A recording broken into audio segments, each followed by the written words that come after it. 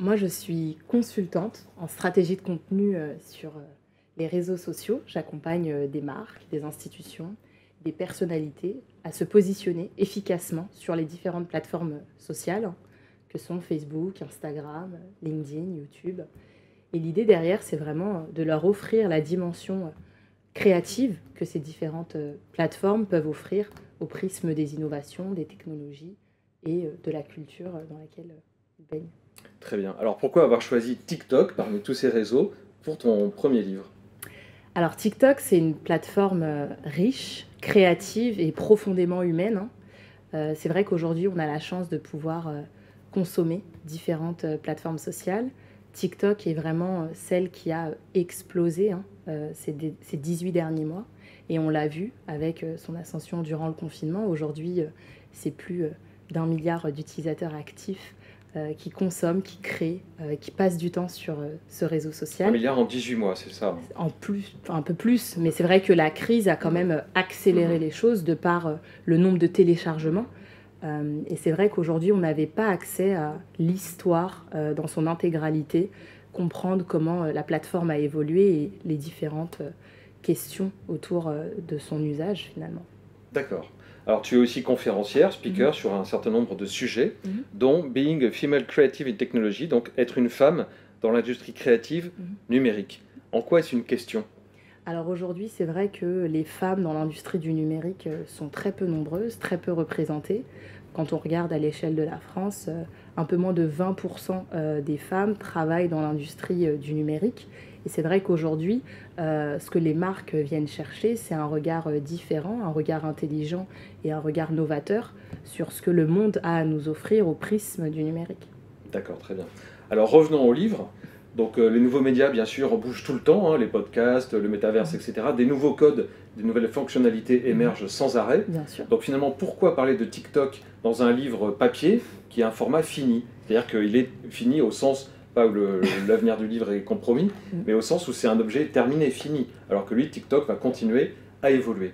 Et c'est ce qui fait la force finalement de cette application parce que au moment où je le rends et que je le termine, l'application ne cesse d'évoluer. Tantôt, le fondateur quitte la société. Aujourd'hui, l'application propose de vendre certaines vidéos, ce qu'ils appellent des TikTok Top Moment en NFT. Euh, le nombre d'utilisateurs explose, hein. Aujourd'hui, on est de très près au même niveau qu'Instagram, avec 1 milliard d'utilisateurs actifs chaque mois. Et c'est vrai que c'était intéressant quand même de marquer, d'attester cette époque qu'on a quand même tous vécue chez nous, avec le confinement qui occupe une place très importante dans ce livre. Et c'était intéressant surtout de regarder l'histoire et la genèse hein, finalement de cette application chinoise qui est aujourd'hui populaire à l'échelle du monde, mais qui finalement regorge de différentes fonctionnalités et disparités à l'échelle du monde. D'accord, donc j'imagine que tu vas avoir bientôt le tome 2, ou en tout cas une édition augmentée, pour suivre toutes ces nouveautés, ou alors une version en ligne, enfin on ne sait pas. En tout cas, des nouvelles infos vont suivre ce livre forcément dans les semaines à venir. Bien évidemment. Alors est-ce que tu peux me donner 3 spécificités de TikTok par rapport à d'autres réseaux sociaux?